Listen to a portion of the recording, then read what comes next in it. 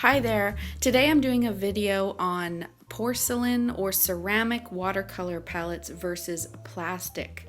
I decided to do this scratch experiment and decided to film it and show you the results. So first here I'm showing you how my Schmincke watercolors react on just a plain plastic palette. And obviously it beads up and you can't see the color properly. When you put down washes of color, all you see are sort of dots. Okay, so the second area in this well is I use this Microdermabrasion by Rock. It's a paste used for the face, and it's got micro crystals in there that are extremely hard and tiny, used to gently exfoliate your face. And so I rubbed some of that on this second well in this cheap plastic palette, and as you can see, it helped a little bit. Over there in the plastic part, it's still beating up a lot, but over here in this area, at least I can sort of temporarily get a swatch of color, so I can see what it looks like. As you can see, it gives me a little bit of a bigger area where I can see the color. So over here, the third well, I decided to scratch the surface with fine grit sandpaper and see what happened.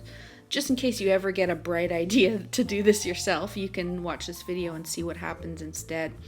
It didn't, you could ruin your palette, but this is just a cheap palette I'm using, so I really don't care. I just wanted to see what happened, and I love my ceramic palettes anyway, so I only use those. This is for anybody else who wanted to see what happens. So with this, as you can see, it beads up in smaller beads, so you can kind of see what the color is. And I sped up the footage here, and I'm just playing around with each of them. So the sandpaper doesn't stain as much, it looks like, as the one on the right, which is the Microdermabrasion paste. That sort of micro grit really scratched the surface. So now let's go into the porcelain or ceramic palette or a dish. Here's my palettes. Now what this is just an eating, like a serving plate. It came on a thick piece of wood, and I took those plates off, and I love it that it's in a circle and it's separated like that. So here you can see I'm mixing on the ceramic, and obviously I can get a really nice swatch of color. I can see my color properly. It's really great for mixing big swatches of color. Personally, I prefer big open areas like this, just one big open area, and I'll just mix my colors in different, I'll mix the blue over here, and then on the edge I'll mix pink. That's just how I do it, because I like to see what colors I'm mixing and what the color actually is. And especially with watercolor, as you can see here, I'm just demonstrating how when you mix two different colors, you can really see what shade of purple that's giving.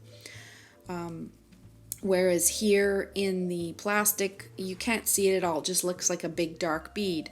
And the same with the sandpaper here. It just looks like a big dark bead. And the same with the Microdermabrasion. You can see the purple as you're moving it around. However, you don't really know what the true color is because it just beads up into that one dark area. So you don't have to use a ceramic or porcelain plate, but if you don't have to spend big money on a porcelain palette either. You can just go to the Goodwill and get a cheap one. So also I want to mention in the cleanup, it's super easy to clean up a porcelain or ceramic plate here. This is my Elf spray bottle, which I just bought for $1, this spray mist, and I filled it with water instead, and I use it for my art.